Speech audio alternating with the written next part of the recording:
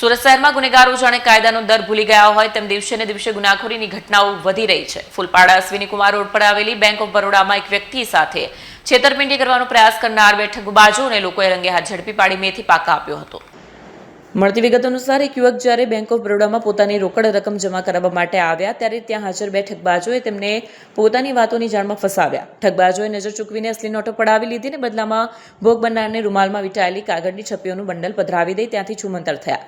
ઠગબાજો રફુચક્કર થાય તે પહેલા જ ભોગ બનનારની છેતરપિંડીનો અહેસાસ થતાં બૂમાબૂમ કરી આસપાસના લોકો તરત સક્રિય થયા અને ભાગતા બંને ઠગબાજોને ગૌશાળા પાસે આંતરીને પકડી પાડ્યા.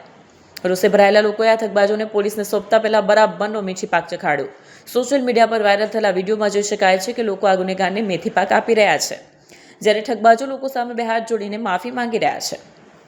આ દ્રશ્યોએ શહેરમાં ભારે ચર્ચા જગાવી છે. ઘટનાની જાણ થતાં કતારગામ પોલીસ દોડી આવી અને બંને આરોપીને અટકાયત કરી પોલીસ સ્ટેશન લઈ ગયા. હાલ કતારગામ પોલીસ દ્વારા ભોગ બનનારની ફરિયાદ નોંધવાની તજવીજ શરૂ કરાઈ છે. સીસીટીવી ફૂટેજ અને વાયરલ વિડીયોના આધારે પુરાવા એકત્રિત કરવામાં આવી રહ્યા છે. બેંક જેવી જાહેર જગ્યાએ જાણ્યા વ્યક્તિઓ સાથે નાણાકીય વ્યવહાર ન કરવો અને સતર્ક રહેવું ખૂબ જ જરૂરી છે.